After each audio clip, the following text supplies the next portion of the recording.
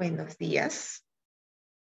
Buenos días. El, el día de hoy tenemos la entrevista con el psicólogo John Baldión. John Baldión es el coordinador del programa para el manejo de las adicciones desde el abordaje contextual o desde la mirada contextual en sentidos.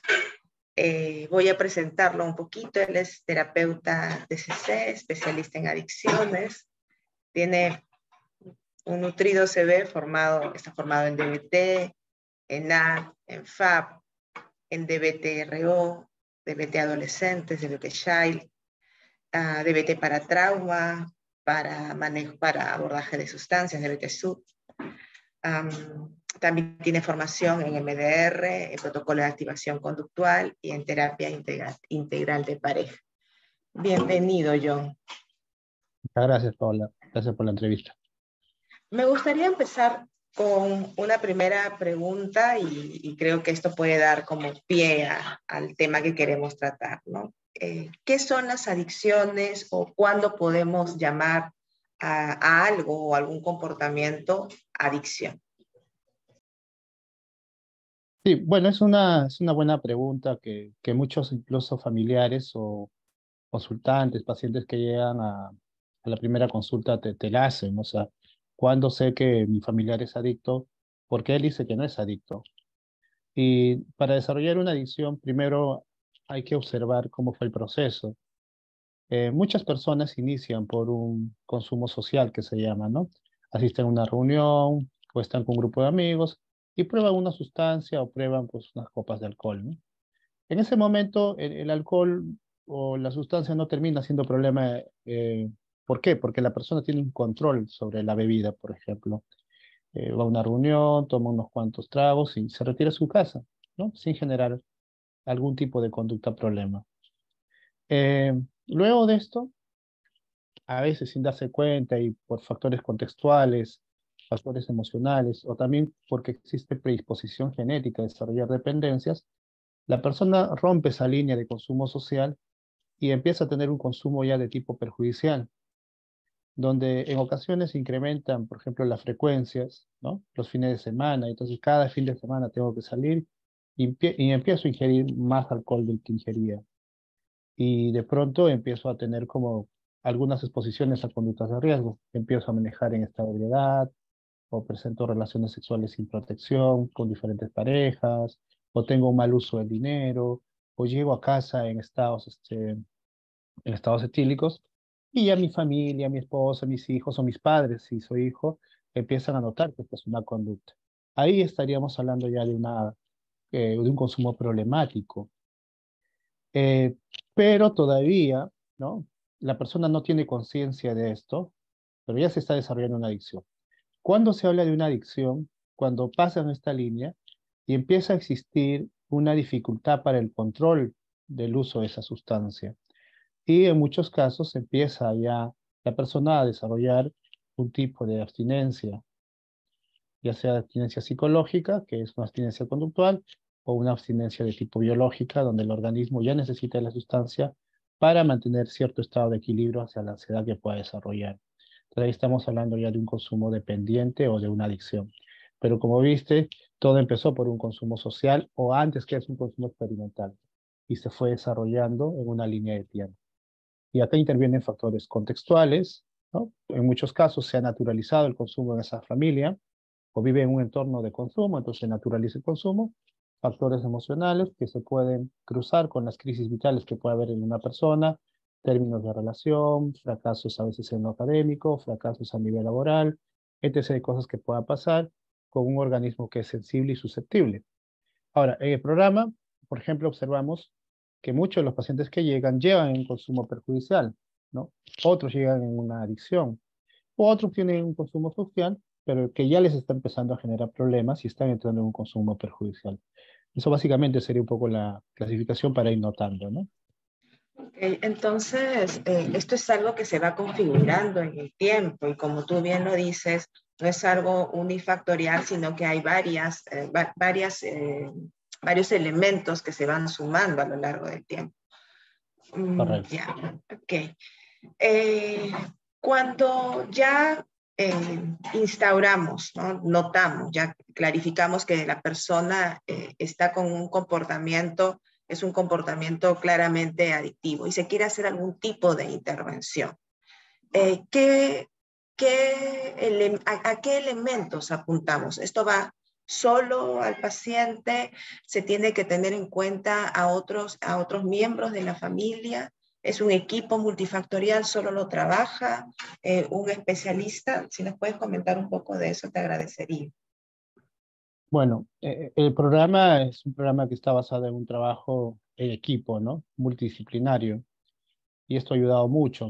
Eh, por ejemplo, tenemos el terapeuta individual que va a trabajar sobre la motivación, el análisis en cadena, el análisis de soluciones, y el ir incentivando que el consultante o el paciente empiece a usar las habilidades.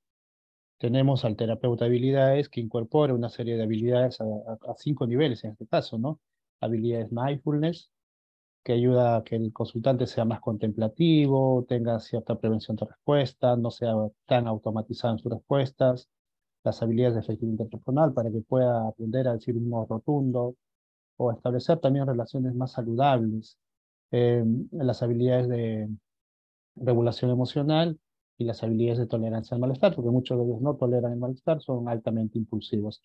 Y en adicciones se agrega dentro del módulo de tolerancia al malestar, se agrega unas cuantas habilidades más, porque Marshall cuando crea este protocolo, ¿no? El instituto donde ella está, ven que las habilidades, solo habilidades para pacientes con regulación emocional, quedaban cortas. Entonces le agregan unas cuantas sesiones dentro del módulo de tolerancia al malestar que trabaja exclusivamente con personas que sufren adicciones, ¿no? Entre ellas, por ejemplo, está la construcción de la mente clara, cortando puentes, y así una serie de habilidades que el consultante va desarrollando. Ahora, en muchos casos es necesario trabajar también con la familia, porque el contexto o tiene una base muy invalidante con el paciente y no permite que el cambio se dé, o permiten las recaídas por su forma de tratarlo, porque son muy conductuales, solo observan el cambio, cambio, cambio, pero no validan, por ejemplo, las emociones o los primeros pasos de cambio que tiene el consultante. También, si es necesario, si no hay una familia, pero hay un cuidador o la persona vive con una pareja, también se los invita a que puedan unirse a la terapia familiar, que en este caso sería pues con la pareja o con, así viven también con algunos amigos que son contención, también se los invita para estructurar el ambiente. Entonces, lo que busca el programa dentro de la intervención a la familia o a los cuidadores es estructurar el ambiente y también es válido. Entonces, es un equipo multidisciplinario el que interviene, ¿no? El terapeuta individual, el terapeuta de habilidades, el farmacólogo, porque en muchos casos ya la persona ha desarrollado dependencia física a la sustancia y los síntomas de abstinencia son mucho más elevados y no se pueden solo manejar con habilidades de tipo psicoterapéutico, sino se necesita el acompañamiento. O en otros casos se observa que existen comorbilidades con trastornos, por ejemplo, de ansiedad, trastornos mixtos de ansiedad y depresión, o trastornos de personalidad que se pudieran haber desarrollado mientras se daba el deterioro por el consumo, como cuadros de psicopatía. Ahora, en el programa tenemos dos factores importantes, ¿no? Personas que tienen de base de regulación emocional y al mismo tiempo, como eje 3, tienen el consumo de sustancias que está afectando su vida. Son candidatos para un programa estándar completo. Pero hay consultantes que solo tienen el consumo, pero no han desarrollado de regulación emocional o no presentan de regulación emocional. Esos pacientes pueden llevar un programa como adaptado. O en otros casos, pacientes que a raíz del consumo han desarrollado psicopatía. Esos pacientes tienen que llevar un programa adaptado porque no se puede combinar a una persona con desregulación emocional con una persona con psicopatía o narcisismo. Sería un cierto peligro, ¿no? Para la persona con desregulación emocional por las vulnerabilidades que tiene. Entonces, en el criterio de ingreso, tenemos que establecer bien esos parámetros también para poder abordar los casos de una manera efectiva. Y lleguen al programa y no cronifiquen su cuadro, sino mejoren, ¿no? Entonces, como para ir aterrizando y clarificando esto, o sea, no es que se llegue a un diagnóstico y todos ingresen a un mismo programa. es hacer una evaluación inicial y de acuerdo a lo que se va observando que hay que trabajar, se individualiza el programa, teniendo en cuenta de que se va a tener una intervención al paciente y que muy probablemente también se va a necesitar hacer intervenir al contexto para que sea el contexto el que sostenga la recuperación. Correcto, sí. Importante Ujú. tener trabajo con el contexto. Ya, me surge una duda. Cuando trabajamos con adicciones, bueno, no es mi especialidad, pero sí me ocurre cuando trabajo con personas con problemas de alimentación. Son personas, o sea, las personas que tienen que tienen un diagnóstico de adicción, inicialmente, como lo dijiste hace un momento, o no lo reconocen o no existe esta motivación para el cambio. Y en base a ello es que en muchas oportunidades surgen estos centros de internamiento como para la recuperación. Tú que tienes la especialidad en tema de adicciones, primero, ¿cómo saber cuando un paciente se puede trabajar de manera ambulatoria versus cuando requiere hospitalización? Y la segunda pregunta sería, ¿cómo se trabaja esa primera etapa de favorecer la motivación para el cambio? Bien, sí, ahí hay que ser muy finos en cuanto a la valoración, ¿no? Clínica. ¿Cuándo se sugiere una intervención ya de pronto por internamiento? Cuando ha existido tratamientos ambulatorios previos que han fracasado. Eso puede ser un parámetro. Otro parámetro también puede ser que el paciente está en un consumo que ya está generando un deterioro en todas sus áreas de vida y la persona ha llegado a un nivel de consumir para vivir y vivir para consumir. Y la familia no tiene la capacidad de contener a este paciente, porque se escapa, se pierde 2 días, luego regresa, luego nuevamente desaparece. La familia no tiene ningún recurso de control y se necesita parar este consumo porque no se va a trabajar con un cerebro que esté intoxicado.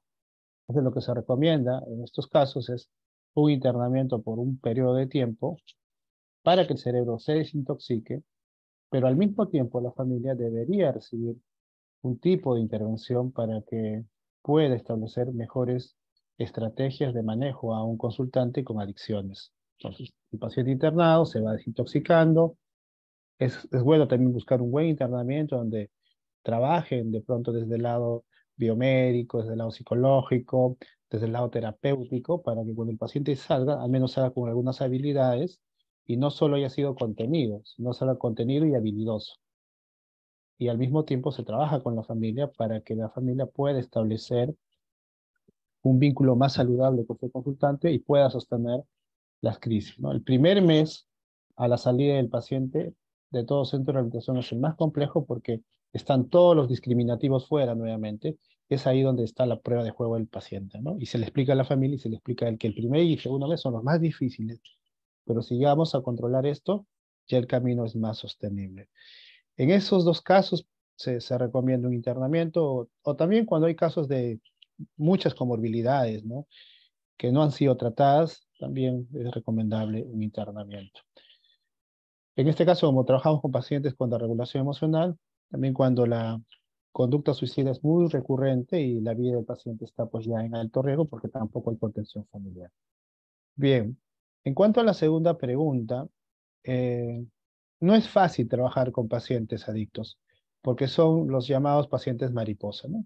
Que vienen a una sesión, muchos momentos obtienen lo que quieren obtener o escuchan lo que quieren escuchar, o si el terapeuta les dice lo que quieren escuchar, ahí están. Pero también cuando empiezan a trabajar el cambio, tienden a volar y a escapar, ¿no? Por eso se le llaman los pacientes mariposa. Con ellos hay que ser muy estratégicos, hay que iniciar el trabajo con las estrategias motivacionales de la entrevista motivacional de William Miller, ¿no? Él plantea que el cambio es un proceso, ¿no? Y habla de rodar la resistencia, ¿no? Se le va invitando, se le va clarificando, se va haciendo un análisis de consecuencias, pero todo desde la información que el paciente te va dando. Porque si tú desde un inicio te tornas confrontador y de pronto por ahí acusador, te conviertes en un padre más, ¿no? Que es sancionador y es altamente invalidante, y los pacientes se terminan retirando. Entonces, con ellos se busca mucho que desarrollen procesos de insight a través de la rueda de la resistencia, que lo llama William Miller, y él no lo patologiza. Quiere decir que toda persona, cuando todos tenemos algo que nos agrada, algo placentero. A mí, por ejemplo, me costó dejar un poco las gaseosas, pero lo hice, ¿no? Y fue un proceso, fue un proceso. Y así cada uno tiene algo que a veces es mucho gusto, adictivo, y cuando queremos, observamos que esto nos está haciendo daño, dejarlo cuesta.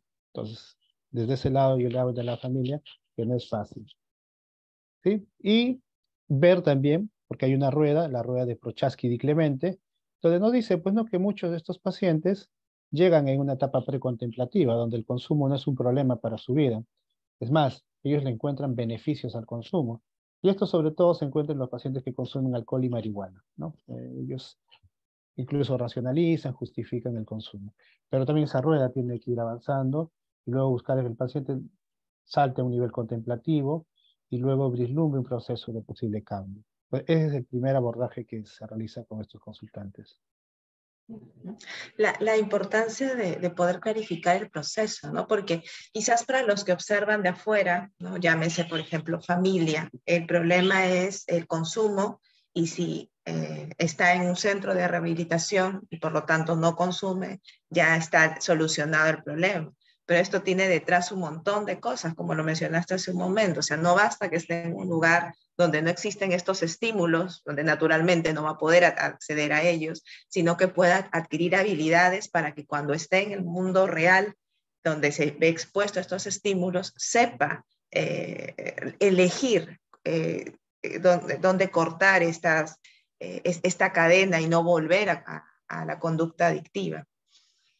Muy Sí. interesante, John. Finalmente, cuéntanos un poco acerca del programa. Ya nos has ido adelantando un poquito. Cuéntanos acerca del programa, cómo si alguien requiere una cita, cómo accede a él y cómo están manejando ustedes el programa ambulatorio desde sentidos. Bien, el programa nace aproximadamente hace 3 años, ¿no? Con la intención de observar que el modelo estándar, pues muchas veces los consultantes no presentaban realmente las conductas del Target 1, ¿no? Como conducta problema básica, sino también venían consultantes con el Target 3, con el consumo, que ya el consumo era un problema en su vida. Entonces ahí nace el interés de también tener un programa específico para personas que están con dificultades en el Target 3, según la pirámide de clasificación de la DBT. Bueno, desde ahí nace, ¿no? Esa intención. Ahora, el programa primero pasan los consultantes por una evaluación, ¿ya? Una evaluación de 2 fechas, donde en la primera parte se va a analizar básicamente el impacto del consumo, el tipo de consumo y todo eso, y la segunda entrevista va más relacionada ya con evaluar factores de la personalidad. Y la tercera entrevista que se realiza, o la tercera evaluación, ya es con la familia, ¿no? Para observar si existe pues la contención necesaria, qué tipo de familia tenemos, una familia caótica, multiproblemas, invalidante, una familia con recursos o sin recursos no económicos, sino emocionales, conductuales y todo eso. Entonces, una vez teniendo este aspecto, ya uno puede definir si el consultante o la consultante, por ejemplo, por el grupo etario, tiene entre 17 y 25 años, ingresa a un formato estándar, ¿no? Eh, pero si presenta desregulación emocional y presenta consumo de sustancias. Y el consumo de sustancias es, en este momento, la conducta problema a trabajar. Ingresa a un modelo estándar donde van a llevar terapia individual, la terapia grupal, desde la DBT para adicciones, la terapia familiar y el control farmacológico. Pero si el consultante, porque también tenemos consultantes de más de 30 años, que trabajan, estudian, y no han desarrollado alguna comorbilidad con desregulación emocional o otra patología, sobre consumo puro, también tienen un paquete como adaptado, ¿no? Donde pueden llevar psicoterapia y su control farmacológico si se requiere. En otras ocasiones se requiere habilidades y se incorpora habilidades. Eso. Entonces se va adaptando de acuerdo al diagnóstico del consultante. Ahora, si el consultante, por ejemplo, nos llega y tiene una patología asociada al consumo, como el desarrollo de un cuadro de psicopatía o el desarrollo de un cuadro narcisista de personalidad, entonces también se tiene que adaptar de acuerdo a las características de él habilidades para la desregulación emocional y en muchas veces, por ejemplo, los narcisistas son sobrecontrolados y algunas habilidades de DBT-RO que se pueden ir incorporando. Ahora, recordar que el modelo es modelo contextual, ¿no? Y los modelos contextuales son muy parsimoniosos porque todos trabajan desde el análisis funcional. En ese aspecto, si bien la base es la DBT, pero dentro del proceso terapéutico también tenemos habilidades en la terapia de aceptación y compromiso, del FAB, para trabajar dentro de la misma consulta, y algunas habilidades de DBT-RO que permiten trabajar con pacientes sobrecontrolados. Pues básicamente por ahí está bien alimentado el programa, y es así como estamos avanzando, ¿no? Claro, ¿no? Cuando los consultantes son consultantes con patologías complejas, pues necesitamos valernos los terapeutas, de todas las herramientas para poder hacer la intervención, ¿no? Eso es lo que nos surge a través de la experiencia con este tipo de consultantes. Ujú. Muy bien, muchísimas gracias, John. Creo que ha sido bastante claro en la definición, bastante claro en el tema de la intervención, de los componentes o actores que van a necesitar también recibir algún tipo de tratamiento. Yo te agradezco muchísimas gracias por regalarme este tiempo. Un fuerte abrazo. Gracias, Pablo, y gracias a usted por la entrevista.